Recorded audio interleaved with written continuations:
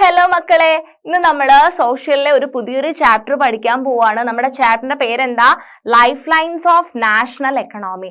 National എക്കണോമിയുടെ life lines എന്തൊക്കെയാ? National എക്കണോമിയിലേക്ക് നമ്മൾ കോൺട്രിബ്യൂട്ട് ചെയ്യുന്ന ഫാക്ടേഴ്സ്, അല്ലെങ്കിൽ ഒരു നാഷന്റെ എക്കണോമിയിലേക്ക് നമ്മൾ എന്തൊക്കെ കാര്യങ്ങൾ വെച്ചിട്ടാണ് കോൺട്രിബ്യൂട്ട് ചെയ്യുന്നത്? ഒരുപാട് കാര്യങ്ങളുണ്ട് അല്ലെ. നമ്മുടെ കമ്മ്യൂണിക്കേഷൻ ഉണ്ട്, നമ്മുടെ അങ്ങോട്ടേക്ക് ഇങ്ങോട്ടേക്കുള്ള ട്രാവല്, ഇങ്ങനത്തെ ഒരുപാട് ക്രൈറ്റീരിയാസ് വെച്ചിട്ടാണ് നമ്മുടെ നാഷന്റെ ഒരു എക്കണോമി ഡിസൈഡ് ചെയ്യുന്നത് അല്ലെ. അപ്പം ആ ഒരു നാഷന്റെ എക്കണോമി നമ്മൾ ഇൻസൈഡ് ദി നാഷനും ഉണ്ടല്ലേ, നമുക്ക് പുറത്തേക്ക്, രാജ്യത്തിന്റെ പുറത്തേക്ക് നമ്മൾ പല ആവശ്യങ്ങൾക്ക് വേണ്ടിയിട്ട് അങ്ങോട്ടേക്ക് ഇങ്ങോട്ടേക്കൊക്കെ എക്കണോമിയുടെ ഒരു ഫ്ലോ ഉണ്ട് അല്ലെ. സോ അങ്ങനത്തെ കാര്യങ്ങളാണ് നമ്മൾ ഈ ഒരു ചാപ്റ്ററിൽ പഠിക്കാൻ വേണ്ടി പോകുന്നത്. That is life lines of national economy. അപ്പം ഈ ഒരു ചാപ്റ്ററിനകത്ത് നമ്മൾ മെയിൻ ആയിട്ട് പഠിക്കാൻ പോകുന്ന കാര്യങ്ങൾ, നമ്മൾ അങ്ങോട്ടേക്കും ഇങ്ങോട്ടേക്കും എങ്ങനെയാണ് സാധനങ്ങൾ അല്ലെങ്കിൽ സേവനങ്ങൾ, ദാറ്റ് മീൻസ് ഗുഡ്സ് ആൻഡ് സർവീസസിന്റെ അങ്ങോട്ടേക്കും ഇങ്ങോട്ടേക്കുമുള്ള വിനിമയം എങ്ങനെയാണ് നടക്കുന്നത്, എന്തൊക്കെയുണ്ട്? റോഡ് മാർഗമുണ്ട്, ജലഗതാഗതമുണ്ട്, അതുപോലെ തന്നെ വ്യോമം, ദാറ്റ് മീൻസ് എന്താ, എയർവേസ് ഉണ്ട് അല്ലെ, വാട്ടർവേസ് ഉണ്ട്, റോഡ് വേസ് ഉണ്ട്, റെയിൽവേസ് ഉണ്ട്, എയർവേസ് ഉണ്ട്. ആൻഡ് ഇതൊക്കെ കൂടി നമുക്ക് കമ്മ്യൂണിക്കേഷൻ പ്രോപ്പർ ആയിരിക്കണം.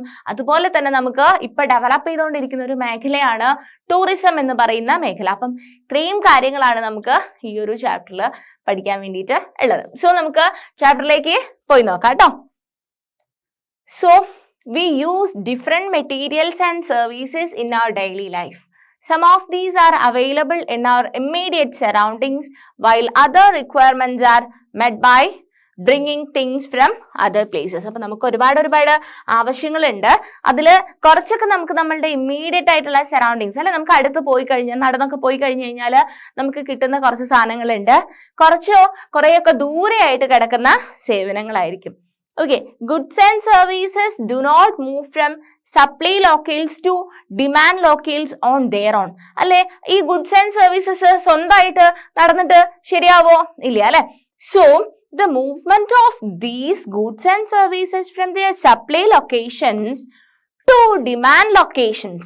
അപ്പം സപ്ലൈ ചെയ്യുന്ന അല്ലെ, നമ്മളൊരു ക്ലോത്ത് വാങ്ങിക്കുകയാണെന്നുണ്ടെങ്കിൽ, നിങ്ങൾ ഓൺലൈനായിട്ടൊക്കെ ഓർഡർ ചെയ്യുന്ന ആൾക്കാർക്ക് കറക്റ്റ് ആയിട്ട് കോറിലേറ്റ് ചെയ്യാൻ പറ്റും അല്ലെ. എവിടെയെങ്കിലുമൊക്കെ കിടക്കുന്നല്ലേ, നമ്മൾ മീഷോന്നും ഫ്ലിപ്കാർട്ടിൽ നിന്നൊക്കെ ഡ്രസ്സൊക്കെ എടുക്കുന്ന സമയത്ത് ദൂരെ ആയിരിക്കും ഉണ്ടാവും. അതാണ് അതിന്റെ സപ്ലൈ ലൊക്കേഷൻ ഉണ്ട്. നമ്മളെ ഡിമാൻഡ് ലൊക്കേഷൻ അല്ലെ, നമുക്ക് നമ്മുടെ വീട്ടിലേക്ക് കിട്ടണം. അപ്പം സപ്ലൈ ലൊക്കേഷനിൽ നിന്നും ഡിമാൻഡ് ലൊക്കേഷനിലേക്ക് വരാൻ വേണ്ടിയിട്ട് അവിടെ എന്ത് വേണം മക്കളെ? ട്രാൻസ്പോർട്ട് വേണ്ടേ? ട്രാൻസ്പോർട്ട് വേണം അല്ലെ. അപ്പൊ സപ്ലൈ ചെയ്യുന്ന ഒരു ലൊക്കേഷനിൽ നിന്നും ഡിമാൻഡിങ് ലൊക്കേഷനിലേക്ക് വരാൻ വേണ്ടിയിട്ട് എന്ത് വേണം? ട്രാൻസ്പോർട്ട് വേണം. So supply location to demand location necessitates the need for transport. Some people are engaged in facilitating these movements. അപ്പം ചില ആൾക്കാർ അല്ലെ, ഈ ഒരു ട്രാൻസ്പോർട്ട് പോസിബിൾ ആവാൻ വേണ്ടിയിട്ട് ചില ആൾക്കാർ എന്ത് ചെയ്യുന്നുണ്ട്? ഇതിനകത്ത്, ഈ ഒരു സിസ്റ്റത്തിനകത്ത് ഇൻവോൾവ് ചെയ്യുന്നുണ്ട്. ഓക്കെ, സോ ഇത്തരം കാര്യങ്ങളാണ് നമ്മൾ ഈ ഒരു ചാപ്റ്ററിൽ നോക്കുന്നത്. അങ്ങനെ ഇൻവോൾവ് ചെയ്യുന്ന ആൾക്കാർ അല്ലെ, സപ്ലൈ ലൊക്കേഷനിൽ നിന്നും ഡിമാൻഡ് ലൊക്കേഷനിലേക്ക് മെറ്റീരിയൽസിനെ എത്തിക്കാൻ വേണ്ടിയിട്ട് അങ്ങനെ ചെയ്യുന്ന ആൾക്കാരെയാണ് നമ്മൾ എന്ത് പറയാ? ട്രേഡേഴ്സ് എന്ന് പറയുന്നത്. കേട്ടിട്ടുണ്ടോ മക്കളെ വേർഡ് ട്രേഡേഴ്സ്? അപ്പം അങ്ങനെ പറയുന്ന വേർഡാണ് traders. And traders who make the products come to the consumers by transportation. ഉണ്ടാക്കിയിരിക്കുന്ന പ്രോഡക്റ്റ് കൺസ്യൂമറിന്റെ അടുത്ത് എത്താൻ വേണ്ടിയിട്ട് ഏത് വഴി മക്കളെ? ട്രാൻസ്പോർട്ടേഷൻ വഴി അല്ലെ. സപ്ലൈ ലൊക്കേഷനിൽ നിന്നും ഡിമാൻഡ് ലൊക്കേഷനിൽ എത്താൻ വേണ്ടിയിട്ട് സഹായിക്കുന്നവരെയാണ് ആര് പറയുക? എന്താ പറയുക? അവരെ ട്രേഡേഴ്സ് എന്ന് പറയും അല്ലെ. Traders. Thus, the pace of development of a country depends upon the production of goods and services as well as their movement over space. അപ്പം ഈ ഒരു എന്താ പറയുന്നത്? Pace of development of A country അല്ലെ, ഒരു കൺട്രിയുടെ ഡെവലപ്മെന്റ് എന്ന് പറയുന്നത് അല്ലെ. നമ്മുടെ രാജ്യം വളരെ ഡെവലപ്ഡ് ആയിക്കൊണ്ടിരിക്കുകയാണ് അല്ലെ, നമ്മളൊരു ഡെവലപ്പിംഗ് കൺട്രിയിലാണ് ജീവിക്കുന്നത്. ആൻഡ് നമ്മുടെ കൺട്രിയുടെ ഡെവലപ്മെന്റ് എന്ന് പറയുന്നത് സാധനങ്ങൾ പ്രൊഡ്യൂസ് ചെയ്യുന്ന സ്ഥലത്ത് നിന്നും എത്തുന്ന സ്ഥലത്തേക്ക്, ആ ഒരു development of country, production of goods and services as well as the movement over space അല്ലെ. അത് ഉണ്ടാക്കുകയും വേണം. കുറേ ക്ലോത്തുകൾ നിങ്ങൾ ആലോചിച്ചാൽ മതി, ഒരുപാട് ക്ലോത്തുകൾ അവിടെ ഉത്തരാഖണ്ഡിലാണെങ്കിലും ആ ഒരു നോർത്തേൺ സ്റ്റേറ്റ്സിലൊക്കെ ഉണ്ടാക്കി വെച്ചിട്ടുണ്ട്. അത് ഉണ്ടാക്കി വെച്ച് കഴിഞ്ഞാൽ അത് നമുക്ക് ഇവിടെ കിട്ടുമോ? ഇല്ല. അവിടെ എന്ത് വേണം? ട്രേഡേഴ്സ് വേണം, അല്ലെങ്കിൽ ട്രാൻസ്പോർട്ട് നടക്കണം അല്ലെ? അത് അവിടുന്ന് നോർത്തേൺ സ്റ്റേറ്റിൽ നിന്ന് നമ്മുടെ കേരളത്തിലേക്ക് എത്തണം അല്ലെ? ആ ഒരു രീതിയിൽ എന്ത് നടക്കണം? ട്രാൻസ്പോർട്ട് നടക്കണം.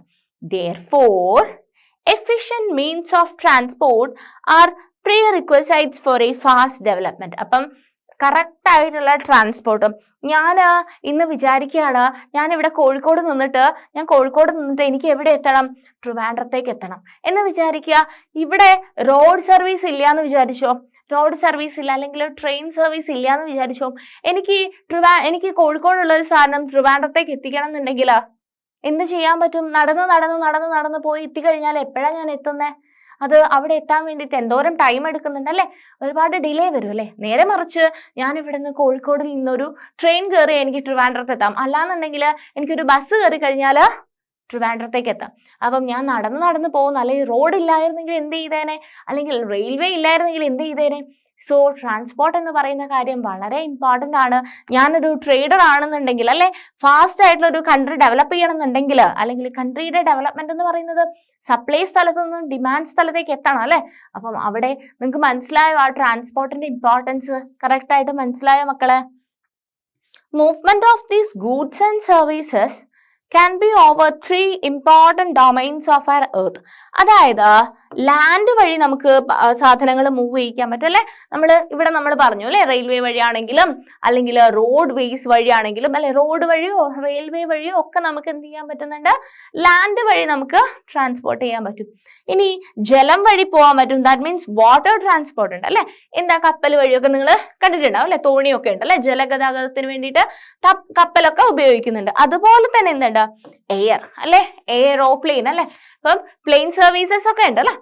സോ നമുക്ക് ട്രാൻസ്പോർട്ട് ചെയ്യാൻ വേണ്ടിയിട്ട് ലാൻഡ് വഴി നടത്താൻ പറ്റും, അല്ലെങ്കിൽ വാട്ടർ വഴി നടത്താൻ പറ്റും, ഇനി അതും അല്ലെങ്കിൽ എയർ വഴിയും നടത്താൻ പറ്റും.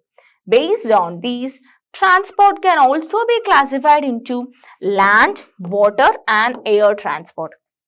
അപ്പം land, water and air transport. അപ്പം 3 തരത്തിലുള്ള ട്രാൻസ്പോർട്ട് നടക്കുന്നുണ്ട്. For a long time, trade and transport were restricted to a limited space. കുറച്ച് ലോങ് ടൈമില് ട്രേഡും അല്ലെ, കുറെ കാലം മുമ്പേ ട്രേഡും ട്രാൻസ്പോർട്ടൊക്കെ എവിടെ ഒരു ലിമിറ്റഡ് ആയിട്ടുള്ള കാര്യങ്ങളിലേ നടന്നിട്ടുണ്ടായിരുന്നുള്ളൂ. With development in science and technology, the area of influence of trade and transport expanded far and wide അല്ലെ? നേരത്തെ ഈ ഒരു എയറോപ്ലെയിൻ എന്നൊക്കെ പറയുന്ന സാധനം, അല്ലെങ്കിൽ എന്താ എയർ വഴിയുള്ള ട്രാൻസ്പോർട്ടൊക്കെ നമ്മൾ സയൻസിന്റെ ഒരു ഡെവലപ്മെന്റിലാണ് നമ്മൾ ചെയ്തത്. അല്ലാന്നുണ്ടെങ്കിൽ നമ്മൾ ഇപ്പോഴും സയൻസിൽ ഒരു ഡെവലപ്മെന്റ് ഇല്ലാത്ത ആൾക്കാരാണെന്നുണ്ടെങ്കിൽ എങ്ങനെയാ പോവുക? നമ്മൾ നടന്ന് പോകുന്നതിന് നമുക്ക് ലിമിറ്റേഷൻ ഉണ്ട് അല്ലെ? സോ ആ ഒരു ഡെവലപ്മെന്റ് എന്ന് പറയുന്ന സാധനം എന്താണ്? നമ്മളുടെ ഈ ഒരു ട്രേഡിനെ അല്ലെങ്കിൽ നമ്മളുടെ ഒരു ഡെവലപ്മെന്റിനെ ഇൻഫ്ലുവൻസ് ചെയ്യുന്ന മെയിൻ ആയിട്ടുള്ള കാര്യമാണ് സയൻസിന്റെയും ടെക്നോളജീന്റെയും ഒക്കെ ഡെവലപ്മെന്റ് എന്ന് പറയുന്നത് അല്ലെ? So today the world has been converted into a large village with the help of efficient and fast moving transport. ഇപ്പം ഇന്ന് നമ്മളുടെ വേൾഡ് എന്തായിട്ടുണ്ട്? വളരെ large village into a large village with the help of efficient and fast moving transport അല്ലെ? നല്ല efficient ആയിട്ടുള്ള transport അല്ലെ? പ്ലെയിനിലൊക്കെ കയറി കഴിഞ്ഞാൽ നമ്മൾ നടന്നു കഴിഞ്ഞാൽ ചിലപ്പോൾ വർഷങ്ങളോളം വേണ്ടി വരുന്ന സ്ഥലത്തേക്കൊക്കെ നമുക്ക് പ്ലെയിനിൽ കയറി കഴിഞ്ഞാൽ സിമ്പിൾ ആയിട്ട് എത്താൻ പറ്റുന്നുണ്ട് അല്ലെ? So efficient and fast moving transport has been able to achieve this with the help of equally developed communication system. അപ്പം ചുമ്മാ അങ്ങ് കമ്മ്യൂണിക്കേഷൻ സിസ്റ്റം ഇല്ലായിരുന്നെങ്കിൽ ട്രാൻസ്പോർട്ട് കൊണ്ട് എന്തെങ്കിലും ചെയ്യാൻ പറ്റുമായിരുന്നോ? നല്ല ബെസ്റ്റ് ആയിട്ടുള്ള ഒരു കമ്മ്യൂണിക്കേഷൻ സിസ്റ്റം വേണം, എന്നാൽ മാത്രമേ നമുക്ക് ട്രാൻസ്പോർട്ട് അല്ലെ? നിങ്ങൾ കേട്ടിട്ടുണ്ടാവും അല്ലെ? പ്ലെയിനുകൾ കറക്റ്റ് ടൈമിൽ അല്ലെ? 2 പ്ലെയിനുകൾ ഏത് പ്ലെയിൻ എവിടെയുള്ളതെന്നൊക്കെ അങ്ങോട്ടും ഇങ്ങോട്ടും എന്ത് വേണം? കമ്മ്യൂണിക്കേഷൻ വേണം. നിങ്ങൾ സിനിമകളിലൊക്കെ കണ്ടിട്ടുണ്ടാവും അല്ലെ? പ്ലെയിന് മൂവ് ചെയ്യുന്നതൊക്കെ എന്തിന്റെ ബേസിസിലാണ്? നമ്മൾ ഈ സെന്ററിൽ നിന്നിട്ട് അതിന് ഗൈഡൻസ് കൊടുക്കണം അല്ലെ? എന്തെങ്കിലും എമർജൻസി ഒക്കെ ഉണ്ടായി കഴിഞ്ഞ് കഴിഞ്ഞാൽ നമ്മൾ എർത്തിൽ നിന്നിട്ടാണ് അതിന് വേണ്ട ഗൈഡൻസ് കൊടുക്കുന്നത്. ഇനി അതുപോലെ തന്നെ ട്രെയിൻ ആണെന്നുണ്ടെങ്കിലും ഒരു ട്രെയിൻ പോകുന്ന സമയത്ത് അതിന്റെ ബാക്കിൽ തന്നെ വേറൊരു ട്രെയിൻ എത്ര സ്പീഡ് പോകണം എന്നുള്ള കണക്കൊക്കെ ഉണ്ട് അല്ലെ? ഒരു ട്രെയിൻ മുമ്പേ ഒക്കെ ആണെന്നുണ്ടെങ്കിൽ എന്ത് ചെയ്യണം? കുറച്ച് ട്രെയിൻ കുറച്ച് സമയം പിടിച്ചൊക്കെ ഇടണം. അപ്പം ഇത് ചുമ്മാ ഒരു ട്രെയിൻ നിൽക്കുന്ന ആൾക്ക് അറിയോ മറ്റേ ട്രെയിൻ എവിടെയുള്ളതെന്ന്? ഇല്ല. അവിടെ കറക്റ്റ് ആയിട്ടുള്ള എന്തുണ്ട്? കമ്മ്യൂണിക്കേഷൻ സിസ്റ്റം ഉണ്ട്. സോ ഈ ഒരു രീതിയിൽ കറക്റ്റ് ഒരു കമ്മ്യൂണിക്കേഷൻ സിസ്റ്റം ഉണ്ടെങ്കിൽ മാത്രമേ നമുക്ക് ഈ ഒരു മെത്തേഡ് ഓഫ് ട്രാൻസ്പോർട്ട് എന്ത് ചെയ്യാൻ പറ്റുള്ളൂ, അപ്ഡേറ്റ് ചെയ്യാൻ വേണ്ടിയിട്ട് പറ്റുള്ളൂ. Therefore, transport, communication and trade are the complementary to each other. അപ്പം നല്ല രീതിയിൽ ട്രാൻസ്പോർട്ട് വേണമെങ്കിൽ, നല്ല രീതിയിൽ കമ്മ്യൂണിക്കേഷൻ വേണമെങ്കിൽ ആൻഡ് ട്രേഡ് വേണമെന്നുണ്ടെങ്കിൽ ഇത് മൂന്നും എന്താണ്, complementary to each other. Okay. Today, India is well linked with the rest of the world despite its vast size, diversity and linguistic and socio-cultural plurality. Railways, airways, waterways, newspapers, radio, television, cinema and internet etc. have been contributing to its socio-economic progress in many ways. Okay, so railways, airways, waterways, newspapers, radio, television, cinema and internet etc. have been contributing to its socio-economic progress in many ways. അല്ലെ, even cinema അല്ലെ, television എന്നൊക്കെ പറയുന്ന കാര്യം നമുക്കിപ്പോൾ ടെലിവിഷനിലൊന്നും വലിയ interest കാണിക്കുന്നുണ്ടാവില്ല. പക്ഷേ ഒരു സീസണിൽ ടെലിവിഷനിലെ ന്യൂസ് കാണാൻ വേണ്ടിയിട്ട് അല്ലെ, പണ്ടൊക്കെ ദൂരദർശനൊക്കെ ഉണ്ടായിരുന്നു. ആ സമയത്ത് ആ ന്യൂസ് നമ്മുടെ ഒന്നും അറിയാത്ത ഹില്ലി റീജിയനിലുള്ള ആൾക്കാർക്കൊക്കെ ഈ റേഡിയോ എന്നൊക്കെ പറയുന്ന സാധനം അല്ലെ, അവർ പുറത്തേക്കുള്ള കാര്യങ്ങൾ അറിയുന്നത് എന്ത് വെച്ചിട്ടാണ്, ഈ റേഡിയോ ആണെങ്കിലും ടെലിവിഷൻ വഴിയൊക്കെയാണ് അവർ പുറത്ത് എന്താ നടക്കുന്നത്, അല്ലെങ്കിൽ നമ്മുടെ രാജ്യത്ത് എന്തൊക്കെയാണ് നടക്കുന്നത് എല്ലാ സ്ഥലത്തും. അല്ലെങ്കിൽ ഈ ന്യൂസ് പേപ്പേഴ്സ് അല്ലെ, ന്യൂസ് പേപ്പേഴ്സിന് ഇപ്പൊ നമ്മൾ കറക്റ്റ് ആയിട്ട് ന്യൂസ് പേപ്പർ വായിക്കുന്ന എത്ര മക്കളുണ്ട്? ന്യൂസ് പേപ്പർ എന്ന് പറയുന്നത് എന്താണ്, മൊത്തം കേരളത്തിൽ എന്താണ് നടക്കുന്നത്, ഇന്ത്യയിൽ എന്താണ് നടക്കുന്നത്, വേൾഡിൽ എന്താണ് നടക്കുന്നത്, ഇതൊക്കെ കറക്റ്റ് ആയിട്ട് നമ്മൾ കമ്മ്യൂണിക്കേറ്റ് ചെയ്ത് തന്നുകൊണ്ടിരുന്ന മീഡിയംസ് ആണ് ഈ ന്യൂസ് പേപ്പർ ആണെങ്കിലും ഈ പറഞ്ഞിരിക്കുന്ന റെയിൽവേസ് ആണെങ്കിലും ഇതൊക്കെ. ന്യൂസ് പേപ്പർ ആണെങ്കിലും ടെലിവിഷൻ ആണെങ്കിലും റേഡിയോസ് ഒക്കെ ആണെന്നുണ്ടെങ്കിലും ആ ഒരു രീതിയിലാണ് കമ്മ്യൂണിക്കേഷൻ്റെ അത്രയും ഇമ്പോർട്ടൻ്റ് ആയിട്ടുള്ള കാര്യങ്ങളാണ് ഇതെന്ന് പറയുന്നത്. The traders from local to international levels have added to the vitality of its economy. അപ്പം നമുക്ക് ട്രേഡേഴ്സ് എന്ന് പറയുന്നത് നമ്മുടെ ലോക്കൽ ലെവലിൽ മാത്രം മതിയോ ട്രേഡേഴ്സ്? ലോക്കൽ ലെവലിൽ നമ്മൾ ട്രേഡിംഗ് കൊണ്ട് എത്ര കാലം ഇതാക്കും? ഇല്ല, നമുക്ക് നമ്മുടെ സാധനങ്ങൾ ഇന്റർനാഷണൽ ലെവലിൽ അല്ലെ, രാജ്യത്തിന്റെ പുറത്തൊക്കെ പല സ്ഥലങ്ങളിലേക്കും കൊണ്ടുപോകണം. നമ്മൾ വെറൈറ്റി ആയിട്ട് നമ്മുടെ ഇന്ത്യയിൽ ഒരുപാട് സാധനങ്ങളുണ്ട്. ഇത് നമുക്ക് മാർക്കറ്റ് ചെയ്യാൻ വേണ്ടിയിട്ട് അല്ലെങ്കിൽ നമുക്കിത് വിറ്റഴിക്കണം എന്നുണ്ടെങ്കിൽ നമുക്ക് രാജ്യത്തിന്റെ പുറത്തേക്കൊക്കെ കൊണ്ടുപോകേണ്ടി വരും. അപ്പം ഇന്റർനാഷണൽ ലെവലിൽ നമുക്ക് ട്രേഡിംഗ് നടത്തണം എന്നുണ്ടെങ്കിൽ നമ്മൾ ഇവിടെ ലോക്കൽ ലെവലിൽ നടത്തിയാൽ മതിയോ? ഇല്ല അല്ലെ. അപ്പം അതിനനുസരിച്ച് എന്ത് ഡെവലപ്ഡ് ആവണം, ഒരു കമ്മ്യൂണിക്കേഷൻ സിസ്റ്റം ഡെവലപ്ഡ് ആവണം. എന്നിട്ട് നമുക്ക് അതിന്റെ ക്രൈറ്റീരിയാസ് അല്ലെ, ഇന്ത്യ ഡെവലപ്പിംഗ് ആയിക്കൊണ്ടിരിക്കുകയാണ്. നമുക്ക് നമ്മുടെ പല പ്രോഡക്ട്സും നമ്മൾ എന്ത് ചെയ്യുന്നുണ്ട്, പുറത്തേക്ക് ഇന്റർനാഷണൽ ലെവലിലേക്ക് കൊണ്ടുപോകാൻ വേണ്ടിയിട്ട് നമുക്ക് പറ്റുന്നുണ്ട്. Okay, it has enriched our life and added substantially to growing amenities and facilities for the comforts of life. It is evident that a dense and efficient network of transport and communication is prerequisite for local, national and global trade of today. So, നമ്മളുടെ global ട്രേഡിനകത്തേക്ക് എന്തൊക്കെ കാര്യങ്ങൾ അല്ലെ, globally നമുക്ക് trading അല്ലെ, ലോകം മൊത്തമുള്ള ഒരു trading അല്ലെ. It is evident that a dense and efficient network of transport and communication is prerequisite for local, national and global trade of today. അല്ലെ, ഞാൻ പറഞ്ഞു ട്രാൻസ്പോർട്ട് ഇമ്പോർട്ടൻ്റ് ആണ്. നമ്മൾ ഇന്ത്യയിൽ ഇരിക്കുന്ന ഒരു സാധനം ദുബായിൽ എത്തിക്കണം എന്നുണ്ടെങ്കിൽ നമുക്ക് എന്ത് വേണം, ട്രാൻസ്പോർട്ട് വേണം അല്ലെ. അതുപോലെ തന്നെ കമ്മ്യൂണിക്കേഷൻ ഇമ്പോർട്ടൻ്റ് ആണ്. ഞാൻ പറഞ്ഞു നമ്മൾ ഏത് മെത്തേഡിലാണോ കമ്മ്യൂണിക്കേറ്റ് ചെയ്യാൻ വേണ്ടി ട്രൈ ചെയ്യുന്നത് ആ ഒരു കമ്മ്യൂണിക്കേഷൻ സിസ്റ്റം വളരെ ഇമ്പോർട്ടൻ്റ് ആണ്. അതുപോലെ തന്നെ ഇത് രണ്ടും എന്താണ്, വളരെ ഇമ്പോർട്ടൻ്റ് ആയിട്ടുള്ള കാര്യമാണ്. നമുക്ക് ഈ ഒരു ഗ്ലോബൽ ലെവൽ അല്ലെ, ഇന്ത്യ എന്ന് പറയുന്ന ഒരു ഡെവലപ്പിംഗ് കൺട്രിയിൽ എന്നല്ല, നമ്മുടെ ഇന്റർനാഷണൽ മാർക്കറ്റിംഗിൽ വരെ നമുക്ക് എത്തണം എന്നുണ്ടെങ്കിൽ നമുക്ക് ഈ ഒരു കാര്യം വളരെ ഇമ്പോർട്ടൻ്റ് ആണ്. നമ്മളുടെ ട്രേഡിംഗ് അല്ലെങ്കിൽ കമ്മ്യൂണിക്കേഷൻ ഇമ്പോർട്ടൻ്റ് ആണ്, നമ്മളുടെ ട്രാൻസ്പോർട്ടും ഇമ്പോർട്ടൻ്റ് ആണ്. ഓക്കെ, അപ്പൊ നമ്മൾ ട്രാൻസ്പോർട്ടിനെ മെയിൻ ആയിട്ട് ലാൻഡ് ട്രാൻസ്പോർട്ട് പറഞ്ഞു, വാട്ടർവേസ് പറഞ്ഞു, അതുപോലെ തന്നെ എയർവേസ് പറഞ്ഞു അല്ലെ. ലാൻഡിൽ എന്തൊക്കെ ട്രാൻസ്പോർട്ട് ഉള്ളത്, എന്തൊക്കെ മോഡ് ഓഫ് ട്രാൻസ്പോർട്ട് നമുക്ക് ഭൂമിയിൽ അല്ലെങ്കിൽ കരഭാഗത്ത് നമുക്ക് എന്തൊക്കെ മോഡ് ഓഫ് ട്രാൻസ്പോർട്ട് നടക്കും അല്ലെ. റോഡ് വഴി നമുക്ക് റോഡ് ഗതാഗതമുണ്ട്, അതുപോലെ തന്നെ നമുക്ക് റെയിൽവേസ് ഉണ്ട് അല്ലെ. അത് രണ്ടുമുണ്ട്. ഇനി ജലഗതാഗതമാണെങ്കിൽ വാട്ടർ വേസ് വേറെ കുറെ മെത്തേഡ്സ് ഉണ്ട് അല്ലെ. അപ്പം കറക്റ്റ് ആയിട്ട് ഞാൻ പറയുകയാണെങ്കിൽ ഈ റോഡ് വേസ് എന്ന് പറയുന്ന സാധനം അല്ലെ, റോഡ് വേണം ഫസ്റ്റ് അല്ലെ. റോഡ് വേസ് എന്ന് പറയുമ്പം റോഡ് കൺസ്ട്രക്ട് ചെയ്യണം. എന്തിനു വേണ്ടിയിട്ടാ മക്കളെ റോഡ് കൺസ്ട്രക്ട് ചെയ്യുന്നേ? റോഡ് എന്തിനു വേണ്ടിയിട്ടാ? റോഡ് ഇല്ലാന്നുണ്ടെങ്കിൽ എന്താ ഇപ്പൊ പ്രശ്നം? നമുക്ക് ഒരു റോഡ് ഇല്ലാന്നുണ്ടെങ്കിൽ അവിടെ എന്തെങ്കിലും പ്രശ്നമുണ്ടോ? നോക്കാം നമുക്ക്. India has second largest road networks in the world, aggregating about 62.16 lakh kilometers. അപ്പം ഇന്ത്യ എന്ന് പറയുന്ന ഒരു കൺട്രി നമുക്കറിയാം വലിയൊരു കൺട്രിയാണ് അല്ലെ. സൈസിന്റെ കാര്യത്തിൽ 7ാമത്തെ പൊസിഷനാണ് ഇന്ത്യക്ക്, 7th പൊസിഷനാണുള്ളത്. അതുപോലെ തന്നെ പോപ്പുലേഷന്റെ കാര്യത്തിൽ ഫസ്റ്റ് പൊസിഷനാണ് ആർക്കുള്ളത്? ഇന്ത്യക്കുള്ളത് അല്ലെ. അത്രയും ക്രൗഡഡ് ആയിട്ടുള്ള അല്ലെങ്കിൽ അത്രയും ആൾക്കാർ ജീവിക്കുന്ന ഒരു കൺട്രിയാണ് നമ്മളുടെ സ്വന്തം ഇന്ത്യ എന്ന് പറയുന്നത്. And India has second largest road networks in the world. Road network നോക്കുമ്പം സെക്കൻഡ് ലാർജസ്റ്റ് ആയിട്ടുള്ള റോഡ് നെറ്റ്വർക്കാണ് ഉള്ളത്. And aggregating to about 62.16 lakh kilometers. In India, roadways have preceded railways. India, roadways are preceded railways. They still have an edge over railways in view of the case with which they can be built and maintained.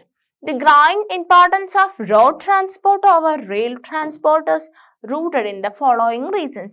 ഈ കാര്യങ്ങൾ മക്കൾ correct ആയിട്ട് പഠിച്ചു വെക്കണം. എന്തുകൊണ്ടാണ് നമ്മൾ എന്താ പറയുന്നത്? Growing importance off road transport over rail transport. Road transport over rail transport എന്തുകൊണ്ടായിരിക്കും മക്കളെ നമ്മൾ road transport over rail transport എന്ന് പറയുന്നത്? എന്തൊക്കെ റീസൺ കൊണ്ടായിരിക്കും? നിങ്ങൾക്ക് ഇപ്പൊ കുറെ റോഡിന്റെ ഒരുപാട് അഡ്വാൻറ്റേജസ് നിങ്ങൾക്ക് ഓർക്കാൻ പറ്റുന്നുണ്ടാവും അല്ലെ. റോഡ് എന്താണ്? നമുക്ക് അടുത്തടുത്തുള്ള സ്ഥലത്തേക്ക് പോകാൻ വേണ്ടിയിട്ട് നമുക്ക് റോഡാണുള്ളത്. അടുത്തടുത്തേക്കുള്ള സ്ഥലത്തിന് പോകാൻ വേണ്ടി നമുക്കൊരു 2 വീലറിൽ പോകാൻ വേണ്ടിയിട്ട് നമുക്ക് ഉള്ള സ്ഥലങ്ങളിലൊക്കെ, അല്ലെങ്കിൽ 2 വീലർ എടുത്തോ അല്ലെങ്കിൽ ഒരു സൈക്കിൾ എടുത്ത് പോകാൻ വേണ്ടുന്ന സ്ഥലങ്ങളിൽ നമുക്ക് അവിടെയൊക്കെ റെയിൽവേ കൺസ്ട്രക്ട് ചെയ്താലോ? നമുക്ക് അവിടെ ട്രെയിൻ കൊണ്ടുവന്നാലോ? റോഡ് ട്രാൻസ്പോർട്ട് മാറ്റി അവിടെ ട്രെയിനാ കൊണ്ടുവരുന്നതെന്നുണ്ടെങ്കിലോ? ക്വസ്റ്റ്യൻ മനസ്സിലായോ? നമുക്ക് അടുത്തടുത്തുള്ള സ്ഥലങ്ങളൊക്കെ ഉണ്ടാവില്ലേ, അത് നമ്മൾ ബസ് വഴിയോ അല്ലെങ്കിൽ ഓട്ടോയ്ക്കോ അല്ലെങ്കിൽ കാറിനോ ഒക്കെ അല്ലെങ്കിൽ 2 വീലറിനോ ഒക്കെ പോകുന്ന സ്ഥലമായിരിക്കും. അവിടേക്കൊക്കെ നമുക്ക് റെയിൽവേ കൺസ്ട്രക്ട് ചെയ്താലോ? നമ്മൾ അവിടെയൊക്കെ ട്രെയിൻ കൊണ്ടുവന്നാലോ? അപ്പം നിങ്ങൾക്ക് ഇപ്പൊ തന്നെ ആലോചിക്കാൻ പറ്റുന്നുണ്ടാവും അല്ലെ, advantages of roadways over railways. ആ കാര്യങ്ങൾ മക്കൾ കറക്റ്റ് ആയിട്ട് ഓർത്തു വെക്കണം. എന്തൊക്കെ റീസൺസ് ആണ് ബുക്കിൽ പറഞ്ഞിട്ടുള്ളത് നോക്കാം നമുക്ക്. First, construction cost of roads is much lower than that of railway lines. Okay, അപ്പൊ ഫസ്റ്റ് പറയുന്നത് എന്താണ്? Construction cost of road. അപ്പം റോഡ് ഉണ്ടാക്കാൻ കുറച്ച് മെറ്റലും കുറച്ച് ടാറിങ്ങും ഒക്കെ ചെയ്താൽ മതി അല്ലെ, അങ്ങനത്തെ കാര്യങ്ങളൊക്കെ മതി. പക്ഷെ റെയിൽവേ ലൈൻസ് ഉണ്ടാക്കണം എന്നുണ്ടെങ്കിലോ മെറ്റൽസ് വേണം അല്ലെ, ഭയങ്കര ഹെവി മെറ്റൽസ് അല്ലെ, ഭയങ്കര വെയിറ്റ് ഉള്ള അല്ലെങ്കിൽ കുറച്ചും കൂടി പൈസ കൂടുതലാണ്. കൺസ്ട്രക്ഷൻ കോസ്റ്റ് ഭയങ്കര കൂടുതലാണ് അല്ലെ. അപ്പൊ റെയിൽവേ ആകുമ്പോൾ റെയിൽവേ സ്റ്റേഷൻ വേണം അല്ലെ. അങ്ങനെ ഒരുപാട് സംഭവങ്ങൾ. ഇത്രയും അടുത്തടുത്തുള്ള സ്ഥലത്തേക്ക് പോകാൻ വേണ്ടിയിട്ട് നമുക്കിപ്പം അവിടെ റെയിൽ ഉണ്ടാക്കാൻ പറ്റുമോ? ഇല്ല. സോ ഇത് construction cost of roads is much lower than that of railway lines. Railway lines ഉണ്ടാക്കുന്നതിനേക്കാളും പൈസ അല്ലെ, കൺസ്ട്രക്ഷൻ കോസ്റ്റ് എന്തിന് കുറവാണ്? റോഡ് ഉണ്ടാക്കാൻ വേണ്ടിയിട്ട് കുറവാണ്. Construction cost of road is much lower than that of railway lines. Railway ലൈൻസിനേക്കാളും കൺസ്ട്രക്ഷൻ കോസ്റ്റ് റോഡിന് കുറവാണ്. Roads can traverse comparatively more dissected and undulating topography. Roads can traverse comparatively more dissected and undulating topography. Roads can negotiate higher gradients of slopes and as such can traverse mountains such as the Himalayas. അപ്പൊ നിങ്ങൾ നോക്കിയേ, നമുക്ക് road service ആണല്ലേ ഉള്ളത്, നമ്മുടെ വീട്ടിൻ്റെ അടുത്തൊക്കെ road service ഉണ്ട്. റോഡിന് വേണമെന്നുണ്ടെങ്കിൽ നമുക്ക് അല്ലെ, നമ്മുടെ വയനാട് ചുരങ്ങളൊക്കെ ഉണ്ട് അല്ലെ, എന്ന് വെച്ചാൽ ഒരു ഹില്ലി ഏരിയയിലേക്ക് നമുക്ക് എന്ത് ചെയ്യാൻ പറ്റും? റോഡ് കറക്റ്റ് ആയിട്ട് ഇങ്ങനെ വളച്ചൊക്കെ നമുക്ക് ഇഷ്ടത്തിനനുസരിച്ച് റോഡ് ഡിസൈൻ ചെയ്തിട്ട് നമുക്ക് വേണമെന്നുണ്ടെങ്കിൽ ഒരു കുന്നിലേക്ക് വരെ, നമുക്ക് ഹിമാലയയിലൊക്കെ നമ്മൾ ട്രക്കിങ്ങിനൊക്കെ അങ്ങനത്തെ സ്ഥലങ്ങളിലൊക്കെ നമുക്ക് റോഡ് ഉണ്ടാവും അല്ലെ. റോഡ് കൺസ്ട്രക്ട് ചെയ്യാൻ കുറച്ചും കൂടി എളുപ്പമാണ്. അതേ സ്ഥാനത്ത് അത്തരം സ്ഥലങ്ങളിലേക്ക് അല്ലെങ്കിൽ അങ്ങനത്തെ പ്ലേസിലേക്ക് നമുക്കൊരു റെയിൽവേ ലൈൻ ഉണ്ടാക്കാൻ പറ്റുമോ? റെയിൽവേ ലൈൻ വയനാട്ടിലേക്കൊക്കെ റെയിൽവേ സർവീസ് ഉണ്ടോ? ഇല്ല. സോ അതാ പറയുന്നത്, roads can negotiate higher gradients of slopes അല്ലെ. സ്ലോപ്സ് കൂടിയ സ്ഥലങ്ങളിലേക്കാണെങ്കിൽ നമുക്ക് ഒരു പരിധിവരെ എന്ത് കൺസ്ട്രക്ട് ചെയ്യാൻ വേണ്ടി പറ്റും? റോഡ് കൺസ്ട്രക്ട് ചെയ്യാൻ വേണ്ടിയിട്ട് പറ്റും. And as such can traverse mountains അല്ലെ. മൗണ്ടെയിൻസ് വഴിയാണെങ്കിൽ പോലും സച്ച് ആസ് ദി ഹിമാലയാസ്. അപ്പം പറയുന്ന കാര്യങ്ങൾ നമുക്ക് മനസ്സിലാവുന്നുണ്ടോ? ഇമ്പോർട്ടൻ്റ് ആയിട്ടുള്ള പോർഷൻ ആണ്. എന്താണ് റെയിൽവേസിനേക്കാളും റോഡിനുള്ള അഡ്വാൻറ്റേജസ്? ഒന്ന് കോസ്റ്റ് ഓഫ് കൺസ്ട്രക്ഷൻ എന്താണ്? കമ്പാരിറ്റീവ്ലി കുറവാണ്. പിന്നെ എന്താ? Roads can traverse comparatively more dissected and undulating topography. Roads can negotiate higher gradients of slopes and as such can traverse mountains such as the Himalayas. അപ്പോൾ സ്ലോപ്പിനനുസരിച്ച് in case slope കൂടിയ സ്ഥലത്താണെങ്കിൽ അങ്ങനെ കുന്നിന്റെ മേലേക്കൊന്നും നമുക്ക് railway line ഉണ്ടാക്കാൻ പറ്റില്ല. പക്ഷെ നമുക്കൊരു പരിധി വരെ എന്തുണ്ടാക്കാൻ പറ്റും? റോഡ്സ് കൺസ്ട്രക്ട് ചെയ്യാൻ വേണ്ടിയിട്ട് പറ്റും. ഇനി road transport is economical in transportation of few persons and relatively smaller amount of goods over short distances. Okay, road transport is economical in transportation of few persons and relatively smaller amount of goods over short distances. അപ്പം road service നമുക്ക് കുറച്ച് ആൾക്കാർക്കൊക്കെ പോകാൻ road service ആണല്ലേ നല്ലത്.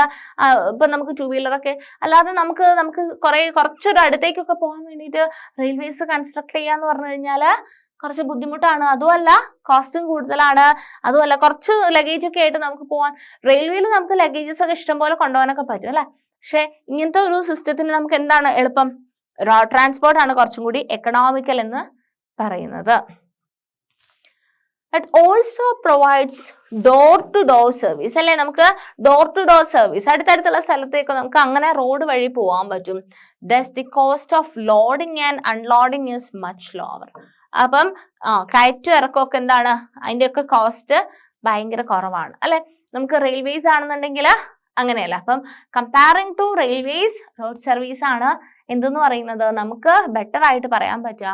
Road transport is also used as a feeder to other modes of transport such as they provide a link between railway stations, air and seaports. അപ്പം നമുക്ക് റോഡുകളെ ഒരു ലിങ്ക് ആയിട്ട് യൂസ് ചെയ്യാൻ പറ്റും. നമുക്കിപ്പോൾ വേണമെന്നുണ്ടെങ്കിൽ എനിക്ക് റെയിൽവേ സ്റ്റേഷനിൽ നിന്നും ബസ് സ്റ്റാൻഡിലേക്ക് പോകണം എന്ന് വിചാരിച്ചോ, അപ്പം ഞാൻ ഏത് മെത്തേഡാ? പിന്നെ എനിക്ക് അതുവഴി റെയിൽവേ ട്രാക്ക് ആണോ വരിക? അല്ല അല്ലെ. റോഡ് സർവീസ് അല്ലെ. ഓട്ടോ വിളിക്കണം അല്ലെങ്കിൽ വണ്ടി എടുത്തിട്ട് പോകണം അല്ലെ. അപ്പം ആ രീതിയിൽ എന്താണ് ഒരു ലിങ്കിങ് എന്ന് പറയുന്നത് അല്ലെ. Road transport is also used as a feeder to other modes of transport such as they provide a link between railway stations, air and seaports. അപ്പം ഒരു ലിങ്കിങ് എന്ന് പറയുന്നത് ഇവിടെ റോഡ് സർവീസ് ആണ്. മനസ്സിലായോ? സോ എന്തൊക്കെ കാര്യങ്ങളാണ് advantages of roads over railway? എന്തൊക്കെയാ മക്കളെ? ഒന്നും കൂടെ പോയിന്റ്സ് നോക്കിക്കേ. Construction cost of roads is much lower than that of railway lines. Roads can traverse comparatively more dissected and undulating topography. Roads can negotiate higher gradients of slopes and as such can traverse mountains such as the Himalayas. Road transport is economical in transportation of few persons and relatively smaller amount of goods over short distances. It also provides door-to-door service. Thus, the cost of loading and unloading is much lower. Road transport is also used as a feeder to other modes of transport, such as they provide a link between railway station, air and seaports. So, ഇത്രയും കാര്യങ്ങളാണ് നമ്മൾ advantages off road service over railway പറഞ്ഞത്. Okay. In India, roads are classified in the following 6 classes according to their capacity. ഇന്ത്യയിൽ നമ്മൾ റോഡിന്റെ എത്ര type റോഡുകൾ നിങ്ങൾക്ക് അറിയാം? നിങ്ങളുടെ വീട്ടിൻ്റെ അടുത്ത് ചെറിയ ചെറിയ റോഡുകൾ ഉണ്ടാവും. പിന്നെ നിങ്ങൾ നാഷണൽ ഹൈവേ എന്നൊക്കെ പറഞ്ഞ് കേട്ടിട്ടുണ്ടാവും അല്ലെ. അപ്പം ഹൈവേസ് കണ്ടിട്ടുണ്ടാവും അല്ലെ.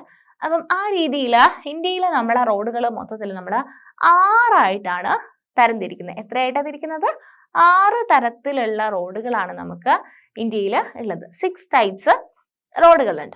അതിനകത്ത് ഫസ്റ്റ് ആണ് golden quadrilateral super highways. Quadrilateral super highways ഉണ്ട്. സൂപ്പർ ഹൈവേസ് എന്ന് പറഞ്ഞു കഴിഞ്ഞാൽ the government has launched a major road development project linking ഏതൊക്കെ സൂപ്പർ ഹൈവേസ് ഏതൊക്കെ വഴിയാ പോകുന്നതെന്ന് മക്കൾ നോക്കണേ, കറക്റ്റ് നോക്കണേ. ഡൽഹി ഉണ്ട്, Kolkata, Delhi Kolkata, Chennai Mumbai and Delhi by 6-lane super highways. അപ്പം സൂപ്പർ ഹൈവേസ് ഏതൊക്കെ വഴിയാ പോകുന്നത്? Delhi, Kolkata, Chennai, Mumbai and Delhi by 6-lane super highways. അതിന്റെ ഫോട്ടോ നിങ്ങൾ കണ്ടോ? ഇന്ത്യയിൽ നിന്ന് എവിടേക്കാ പോകുന്നത്? ഡൽഹി ഉണ്ട് ഇവിടെ, ഡൽഹി റോഡ്വേസ്, കൊൽക്കത്ത, കൊൽക്കത്തയിൽ പിന്നെ എവിടേക്കാ? ചെന്നൈ വരുന്നുണ്ട്, ചെന്നൈന്ന് പിന്നെയോ മുംബൈ വന്നിട്ട് എങ്ങോട്ടേക്ക് പോകുന്നുണ്ട്? വീണ്ടും ഡൽഹിയിൽ അല്ലെ. സോ ഈ ഒരു മോഡ് ഓഫ് ട്രാൻസ്പോർട്ട് ഉണ്ട്. ഈ രീതിയിൽ ഉള്ളൊരു ട്രാൻസ്പോർട്ടാണ് പറഞ്ഞിട്ടുള്ളത്. ഓക്കെ, അതാണ് ഗോൾഡൻ ക്വാഡ്രിലാറ്ററൽ സൂപ്പർ ഹൈവേസ് എന്ന് പറയുന്നത്. ഓക്കെ, സോ ഏതൊക്കെ വഴിയാണ്?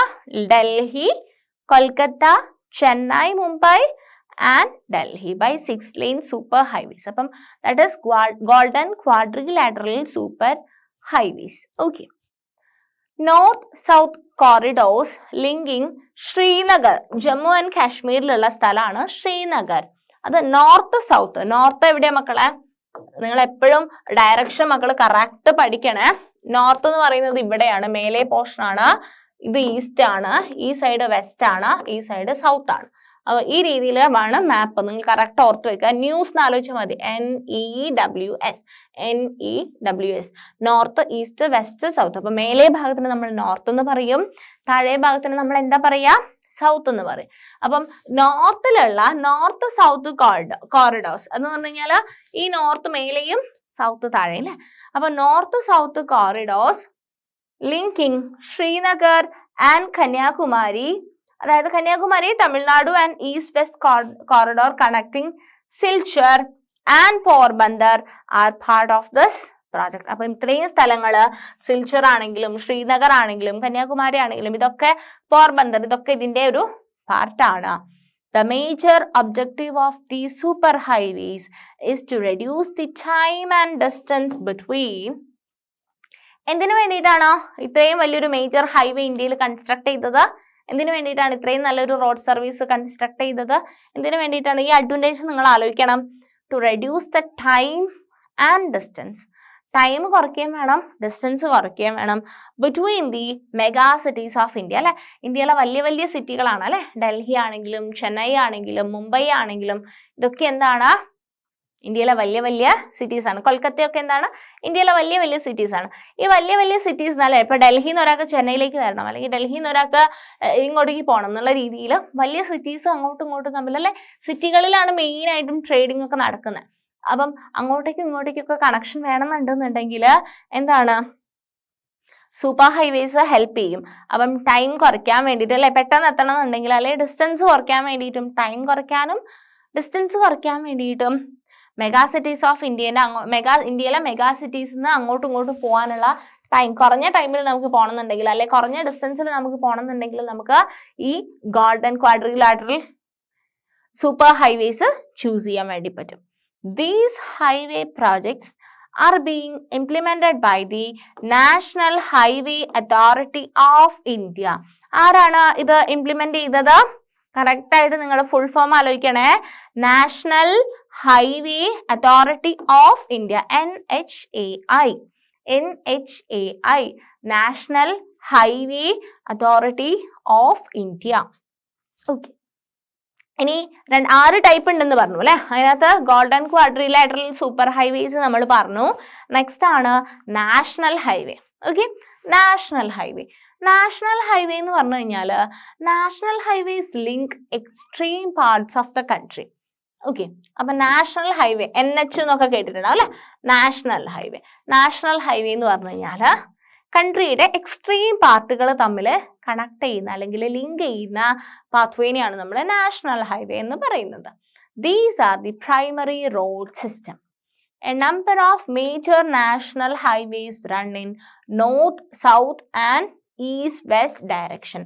നോർത്ത് സൗത്ത് എന്ന് പറയുമ്പോൾ മേലെ നിന്ന് താഴേക്കും, ഈസ്റ്റ് വെസ്റ്റ് എന്ന് പറയുമ്പോൾ ഇങ്ങനെ ഈ ഡയറക്ഷനിലും അല്ലെ, നോർത്ത് സൗത്ത് ഈസ്റ്റ് വെസ്റ്റ് ഡയറക്ഷനിൽ കുറെ നാഷണൽ ഹൈവേസ് റൺ ചെയ്യുന്നുണ്ട്. എന്താ നാഷണൽ ഹൈവേന്റെ ഫംഗ്ഷൻ എന്താ അല്ലെ? നാഷണൽ ഹൈവേ എന്തിനു വേണ്ടിയിട്ടാണ് ഉണ്ടാക്കിയിട്ടുള്ളത്? കൺട്രീസ് അല്ലെ, എക്സ്ട്രീമിറ്റീസ് അല്ലെ, നാഷണൽ എക്സ്ട്രീമിറ്റീസ് അങ്ങോട്ടും ഇങ്ങോട്ടും കണക്ട് ചെയ്യാൻ വേണ്ടിയിട്ടാണ് നാഷണൽ ഹൈവേ ഉണ്ടാക്കിയിട്ടുള്ളത്. അപ്പൊ ഫസ്റ്റ് വൺ കഴിഞ്ഞു, സെക്കൻഡ് വണ്ണും കഴിഞ്ഞു. ഇനി തേർഡ് കാറ്റഗറി ആണ്, ദാറ്റ് ഈസ് സ്റ്റേറ്റ് ഹൈവേസ്. എന്താണ്? State highways. അപ്പം golden quadrilateral super highways, national highways, state highways. State highway എന്ന് പറഞ്ഞു കഴിഞ്ഞാൽ roads linking a state capital with different district headquarters are known as state highways. ഒന്നുമില്ല, ഒരു സ്റ്റേറ്റിന്റെ capital, ആ capital ഇപ്പം ട്രിവാൻഡ്രം ആണെങ്കിൽ ട്രിവാൻഡ്രത്തിന് ബാക്കിയുള്ള ഡിസ്ട്രിക്റ്റിന്റെ ഹെഡ് ക്വാർട്ടേഴ്സ്, ബാക്കി എല്ലാ ജില്ലകളുമായിട്ടുള്ള ഹെഡ് ക്വാർട്ടേഴ്സ് തമ്മിൽ കണക്ട് ചെയ്ത് പോകുന്ന ആ ഒരു ഹൈവേനെയാണ് എന്ത് പറയുക? സ്റ്റേറ്റ് ഹൈവേ അല്ലെ. ഒരു സ്റ്റേറ്റിലേക്ക് ഒതുങ്ങിയിട്ടുള്ള ഹൈവേ അല്ലെ, അതിനെയാണ് എന്ത് പറയുക? State highways. ഒരു ക്യാപിറ്റൽ ഓഫ് ദ സ്റ്റേറ്റിൽ നിന്നും ഡിസ്ട്രിക്ട് ഹെഡ് ക്വാർട്ടേഴ്സിലേക്കുള്ള ഹൈവേ സർവീസിനെയാണ് എന്ത് പറയുന്നത്? State highways. അപ്പൊ നമ്മൾ 3 തരത്തിലുള്ള റോഡ് സർവീസ് പഠിച്ചു അല്ലെ. ഒന്ന് golden quadrilateral super highways, national highways, state highways. ഇനിയുമുണ്ട് ടൈപ്പ് ഡിസ്ട്രിക്റ്റഡ് റോഡ്സ്. നാലാമത്തെ ടൈപ്പ് എന്താ? District roads. District roads. These roads connect the district headquarters with other places of the district. District road എന്ന് പറഞ്ഞു കഴിഞ്ഞാൽ എന്താ ചെയ്യുക? ഡിസ്ട്രിക്റ്റിന്റെ ഹെഡ്ക്വാർട്ടേഴ്സിനെ, district headquarters with other places of the district. ഇപ്പം കോഴിക്കോടാണെന്നുണ്ടെങ്കിൽ കോഴിക്കോടിന്റെ ഡിസ്ട്രിക്ട് ഹെഡ്ക്വാർട്ടേഴ്സ് മുതൽ ഡിസ്ട്രിക്റ്റിന്റെ ബാക്കിയുള്ള സ്ഥലത്തേക്കൊക്കെ അല്ലെ, other places of the district. അതിനെയാണ് എന്ത് പറയുക? ഡിസ്ട്രിക്ട് റോഡ്സ് അല്ലെ, ജില്ലാ റോഡുകൾ അല്ലെ, ഒരു ജില്ലേന്റെ ഉള്ളിലുള്ള റോഡുകൾ. ഇനി വേറെ റോഡുകളെയാണ് നമ്മൾ അതർ റോഡ്സ് എന്ന് പറയുന്ന ഒരു കാറ്റഗറി. Other roads. അപ്പം ഫസ്റ്റ് എന്താ നമ്മൾ പഠിച്ചത്? ഗോൾഡൻ ക്വാഡ്രിലാറ്ററൽ സൂപ്പർ ഹൈവേസ്, പിന്നെ നമ്മൾ നാഷണൽ ഹൈവേസ്, പിന്നെ നമ്മൾ സ്റ്റേറ്റ് ഹൈവേസ്, പിന്നെ നമ്മൾ ഡിസ്ട്രിക്ട് ഹൈവേസ്. ഇപ്പൊ നമ്മൾ അതർ റോഡ്സ് എത്തി. അതർ റോഡ്സിൽ റൂറൽ റോഡുകളാണ് വരിക അല്ലെ. Rural ഏരിയകളിലൊക്കെയുള്ള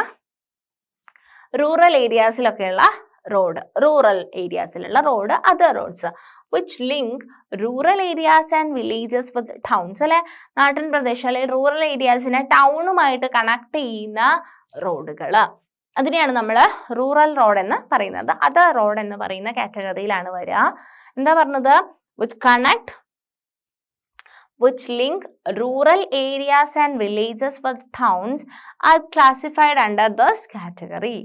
These roads received special impetus under the Pradhan Mantri Gramin Sadak Yojana. ഏത് പോളിസിയാണ് ഇതിനെ സപ്പോർട്ട് ചെയ്യുന്നത്?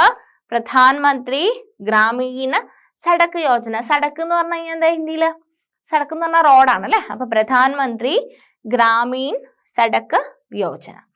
Under the scheme, special provisions are made so that every village in the country is linked to a major town in the country by an all-season motorable road. അപ്പം ഈ ഒരു plan പ്രകാരം എന്താണ്? നമ്മുടെ നാട്ടിൻ പ്രദേശത്തുള്ള ആൾക്കാർക്ക് അല്ല ഏതൊരു സ്ഥലത്തുള്ള ആൾക്കാർക്കാണെങ്കിലും എന്താ ടൗണിലേക്ക് വരാൻ വേണ്ടിയിട്ടുള്ള ഒരു വഴി, അതാണ് ഈ പറഞ്ഞിരിക്കുന്ന റൂറൽ റോഡ് എന്ന് പറയുന്നത്. അപ്പൊ നിങ്ങൾ ഈ പേര് ആലോചിച്ച് നോക്കുക, പ്രധാനമന്ത്രി ഗ്രാമീണ സടക്ക് യോജന. ഇനി ഒരു റോഡ് ഉണ്ട് അല്ലെ. 6 ടൈപ്പ് റോഡല്ലേ നമ്മൾ പറഞ്ഞത്.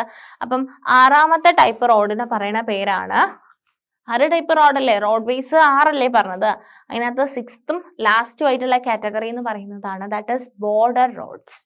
ബോർഡർ റോഡ്സ് എന്ന് പറഞ്ഞു കഴിഞ്ഞാൽ apart from these border roads organisation a government of India undertaking construct and maintains roads in the bordering areas of the country. കൺട്രിയുടെ ബോർഡറിങ് ഏരിയാസിലുള്ള കൺട്രി, അത് ഒരു ഗവൺമെന്റ് ഓഫ് ഇന്ത്യ ആണ്. അതിന്റെ കാര്യങ്ങളൊക്കെ ഇന്ത്യൻ ഗവൺമെന്റ് ആണ് അതൊക്കെ നോക്കുന്നത് അല്ലെ. അതിന്റെ കൺസ്ട്രക്ഷനും കാര്യങ്ങളൊക്കെ ചെക്ക് ചെയ്യുന്നത് ആരാണ്?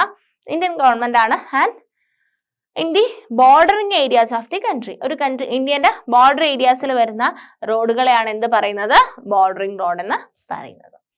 This organization was established in 1960 for the development of the roads of strategic importance in the northern and northern eastern border areas. ഏത് ഇയറിലാണ് ഈ ഓർഗനൈസേഷൻ സ്റ്റാർട്ട് ചെയ്തത്? 1960 അല്ലേ? ആഫ്റ്റർ ഇൻഡിപെൻഡൻസ്, സ്വാതന്ത്ര്യമൊക്കെ കിട്ടിയതിന് ശേഷം നമ്മൾ ഇന്ത്യൻ്റെ ബോർഡറിലുള്ള മെയിനായിട്ട് നോർത്തേൺ ഈസ്റ്റേൺ പാർട്ട് അല്ലേ? നോർത്തേൺ ഈസ്റ്റേൺ എന്ന് പറയുമ്പോൾ നോർത്ത് ഇവിടെയാണ്, ഈസ്റ്റ് ഇവിടെയാണ് അല്ലേ? അപ്പൊ നോർത്തേൺ ഈസ്റ്റേൺ ആ ഒരു ബോർഡറിലുള്ള സ്ഥലങ്ങളൊക്കെ അല്ലെ, അവിടെയാണ് കൂടുതൽ importance. Development of the roads of strategic importance in the northern and northern eastern border areas. These roads have improved accessibility in areas of difficult terrain and have developed in the economic development of these area. ഈ റോഡുകൾ അവിടെ construct ചെയ്തത് കാരണം ആ ഏരിയയിലുള്ള എക്കണോമിൻ്റെ ഒരു development contribute ചെയ്യാൻ വേണ്ടിയിട്ട് പറ്റിയിട്ടുണ്ട്. ഓക്കെ, സോ ഇത്രയാണ്. കണ്ടില്ലേ, നമ്മൾ എക്സ്ട്രീമിറ്റീസിനെ കണക്ട് ചെയ്യുന്ന റോഡ് നോർത്ത് സൗത്ത് കോറിഡോർ ആണ് ഈ കാണിച്ചിട്ടുള്ളത്. നോർത്ത് സൗത്ത് കോറിഡോർ ഇവിടേക്ക് കന്യാകുമാരി വരെ വരുന്നുണ്ട് അല്ലേ, അത്രയും. ഓക്കെ,